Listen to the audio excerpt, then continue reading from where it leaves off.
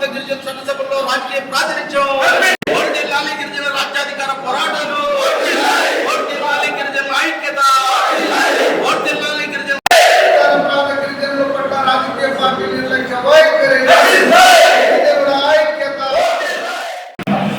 నా పేరు ఒడిపియా శంకర్ నాయక్.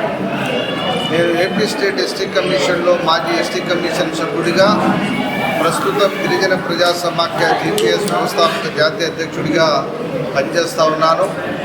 ఇవాళ ముఖ్యంగా ఒంగోలు పట్టణంలో ప్రకాశం జిల్లాకు సంబంధించి గిరిజన ప్రజా సమాఖ్య జీపీఎస్, గిరిజన విద్యార్థి సమాఖ్య జీవీఎస్ జిల్లా కమిటీ ఆధ్వర్యంలో ఇక్కడ ఉన్నటువంటి జిల్లా అధ్యక్షులైనటువంటి ఆర్ సైదానాయక్ గారి యొక్క అధ్యక్షతన ఇవాళ మైదాన ప్రాంతంలో ఉన్నటువంటి లక్షలాది మంది గిరిజన ప్రజలందరికీ కూడా, ఈ రాష్ట్రంలో ఉన్నటువంటి అన్ని రాజకీయ పార్టీలు కూడా వచ్చేటువంటి 2028-29 ఎన్నికల్లో ఈ రాష్ట్రంలో ఉన్నటువంటి లక్షలాది మంది గిరిజనులలో ఈ మైదాన ప్రాంతంలో ఉన్నటువంటి దాదాపుగా 20 లక్షల మంది గిరిజనులకి రాజకీయంగా సముచిత స్థానం కల్పించాలని ఇవాళ డిమాండ్ చేస్తూ, ఇవాళ ఈ జిల్లాలో ఉన్నటువంటి అన్ని గిరిజన సంఘాలకు సంబంధించినటువంటి మేధావులు, నాయకులు, ప్రజలు, ఉద్యోగులు, విద్యార్థులు, మహిళలు, యువతతో ఇవాళ ఇక్కడ మేధావులతో ఒక చర్చా కార్యక్రమానికి ఇవాళ రౌండ్ టేబుల్ సమావేశంగా దీన్ని నిర్వహించుకుంటా ఉన్నాం. ఎందుకంటే ఇప్పటిదాకా మాకు ఇక్కడ మాట్లాడినటువంటి పెద్దలంతా కూడా, ఎందుకంటే ఈ దేశానికి స్వాతంత్రం వచ్చి దాదాపుగా 80 సంవత్సరాలు గడిస్తున్నప్పటికి కూడా ఈ రాష్ట్రంలో ఉన్నటువంటి గిరిజన ప్రజలందరూ కూడా అన్ని రాజకీయ పార్టీలకి జెండాలు మోసే కార్యకర్తలుగా, ఓట్లేసే యంత్రాలుగా మాత్రమే ఉన్నామే తప్ప ఏ పార్టీలు కూడా, ఏ ప్రభుత్వాలు కూడా గిరిజనులని కనీసం మనుషులుగా కూడా గుర్తించడం లేదని ఇవాళ మా పెద్దలందరూ కూడా వారి ఆవేదనని ఇక్కడ వ్యక్తపరిచారు. అందుకని ఈ రౌండ్ టేబుల్ సమావేశం సందర్భంగా అన్ని రాజకీయ పార్టీలు కూడా మేము డిమాండ్ చేస్తూ ఉన్నాం. అన్ని పార్టీలు మమ్మల్ని ఇప్పటిదాకా కేవలం ఓటు బ్యాంకుగా, వేసే యంత్రాలుగా, జెండాలు మోసే కార్యకర్తలుగా, కూలీలుగా మాత్రమే మమ్మల్ని చూశారు.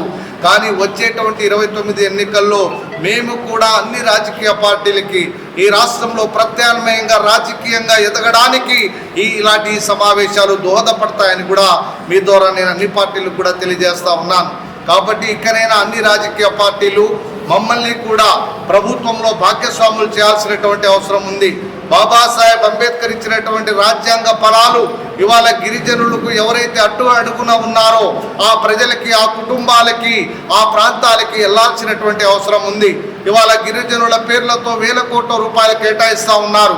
గిరిజనుల పేర్లతో అనేక సంక్షేమ కార్యక్రమాలు ఇవాళ కేవలం పేపర్లకి, ప్రకటనలకి మాత్రమే మీరు పరిమితం చేస్తూ ఉన్నారే కానీ చట్టాలు చేసే చోట, నిధులను ఖర్చు పెట్టే చోట, ఆ యొక్క ఫలాలని ఆ ప్రజలకు అందించే చోట ఎక్కడ కూడా మా ప్రజలు అక్కడ ప్రతినిధులుగా లేకపోవడం వల్ల మాకు తీరనటువంటి అన్యాయం జరుగుతూ ఉంది. కాబట్టి చట్టాలు చూస్తే మేము గిరిజనులకు ఎన్నో కార్యక్రమాలు చేస్తూ ఉన్నాం.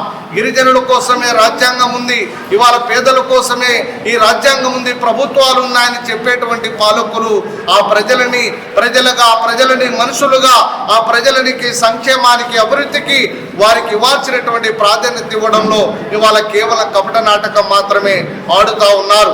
కాబట్టి అందుకనే ఈ ప్రాంతంలో ఉన్నటువంటి ప్రజలందరినీ కూడా చైతన్యవంతులు చేయాలి. ఆ ప్రజలకి రాజ్యాంగం ద్వారా సంక్రమించినటువంటి హక్కులని ఆ ప్రజలకు తెలియజేయాలి.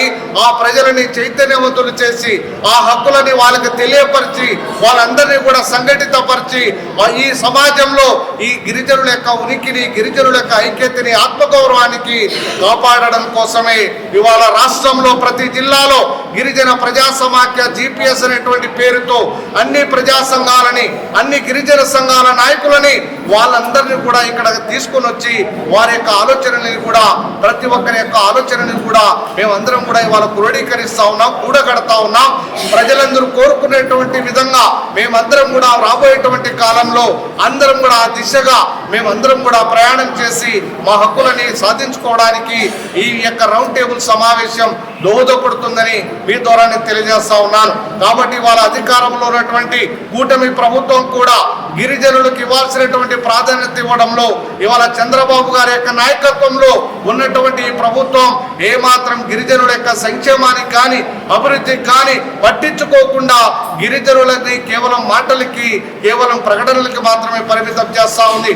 ఇవాళ చంద్రబాబు నాయుడైనా లేకపోతే ఉప ముఖ్యమంత్రిగా ఉన్నటువంటి పవన్ కళ్యాణ్ గారైనా లేకపోతే ఆ ప్రభుత్వంలో ఉన్నటువంటి ఏ కూటమి ఏ పార్టీ అయినా సరే ఇవాళ గిరిజనులకు ఇవ్వాల్సినటువంటి స్థానం, వారికి ఇవ్వాల్సినటువంటి సంక్షేమం, వారికి ఖర్చు పెట్టాల్సినటువంటి నిధులు ఖర్చు పెట్టకపోతే, మాకు రాజకీయంగా న్యాయం చేయకపోతే ఆ పార్టీలకు వచ్చేటువంటి ఎన్నికల్లో తప్పనిసరిగా తగిన రీతిలో తగిన సమయంలో బుద్ధి చెప్పడానికి బాబాసాహెబ్ ఇచ్చినటువంటి, అంబేద్కర్ గారు ఇచ్చినటువంటి ఓటు అనేటువంటి ఆయుధం ద్వారా మేమందరం కూడా సిద్ధమవుతామని కూడా మీ ద్వారా నేను తెలియజేస్తా ఉన్నాను. ఇవాళ మా పెద్దలు ఒక మాట అన్నారు, ఈ రాష్ట్రంలో ఉన్నత కులాల్లో ఉన్నటువంటి 2 వర్గాలు 5-4% ఓటు బ్యాంకుగా ఉన్నటువంటి వాళ్ళే ఇవాళ ఈ సమాజాన్ని, రాష్ట్రాన్ని పాలకులుగా పరిపాలిస్తా ఉన్నారు.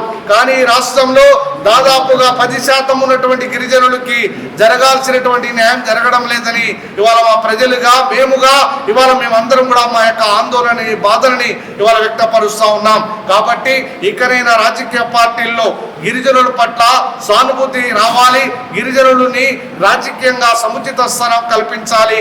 వచ్చే ఎన్నికల్లో ఈ జనాభా నిష్పత్తి ప్రకారం గిరిజనులందరికీ కూడా జిల్లాని ఒక యూనిట్ గా తీసుకొని ఆ జిల్లా జనాభాలో ఉన్నటువంటి గిరిజన జనాభాని అక్కడ కూడా రాజకీయంగా ఎమ్మెల్యేలుగా, ఎంపీలుగా, ఎమ్మెల్సీలుగా స్థానం కల్పించాలని కూడా మీ ద్వారా మేము తెలియజేస్తా ఉన్నాం. ఎందుకంటే వాళ్ళు ఇచ్చేటువంటి సంక్షేమ పథకాలు మాకు ముఖ్యం కాదు, వాళ్ళు ఇచ్చే పప్పు బెల్లాలు మాకు ముఖ్యం కాదు, వాళ్ళు ఇచ్చేటువంటి చిన్న రాయితీలో చిన్న అవకాశాలు మాకు ముఖ్యం కాదు.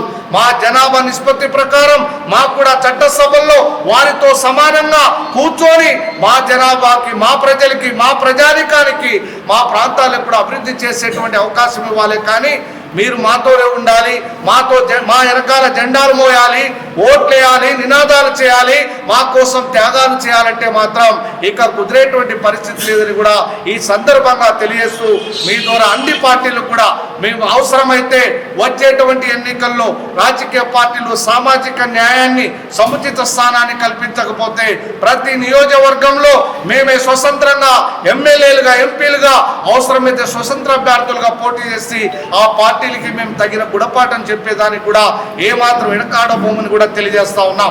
ఎందుకంటే ఓటమిని 2 ఓట్లు ఎవరికైతే ఎక్కువ వస్తాయో వారే విజయం వైపు వెళ్తారు, ఎవరికైతే 2 ఓట్లు తక్కువ పడతాయో వారు ఓటమికి గురవుతారు. కాబట్టి ఓటమిని లక్షల ఓట్లు వచ్చినా గెలుపుకు 2 ఓట్లు ముఖ్యం.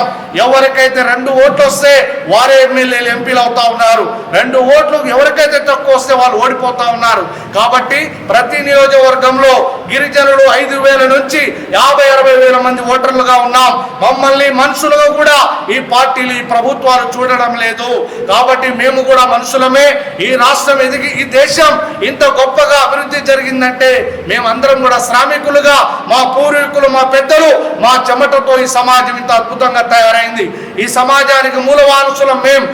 అంటే ఇవాళ కల్చర్ పరంగా, సాంస్కృతిక పరంగా, సాంప్రదాయాల పరంగా, వ్యవసాయ పరంగా ఈ సమాజానికి మేము దిశానిర్దేశాన్ని ఇచ్చినటువంటి జాతి ఇవాళ గిరిజన జాతి.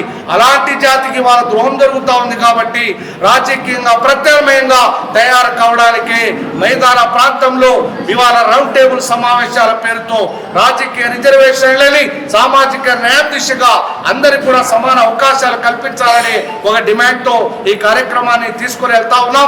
ఇవాళ ఈ కార్యక్రమం ఒంగోలు పట్టణంలో ఇవాళ చాలా గొప్పగా, అద్భుతంగా, విజయవంతంగా ఇవాళ ఇక్కడ సక్సెస్ఫుల్ అయింది. ఇది 4వ కార్యక్రమం. ఇంకా అన్ని జిల్లాల్లో విస్తరిస్తాం. ప్రతి కుటుంబానికి, ప్రతి ఇంటికి, ప్రతి మనిషికి గుండెని తట్టి అవసరమైతే ఒకరిని 10, 100, 1000, లక్షల మందిని కదిలించి గిరిజనుల యొక్క సత్తా ఏమో ఈ పార్టీలకి తెలియజేయడానికి ఇది ఒక పునాదిగా, ఒక పునాది కార్యక్రమంగా దీన్ని ప్రజల్లో తీసుకుని వెళ్తా ఉన్నామని మీ ద్వారా తెలియజేస్తూ, హెచ్చరిస్తూ సెలవు తీసుకుంటా ఉన్నాను.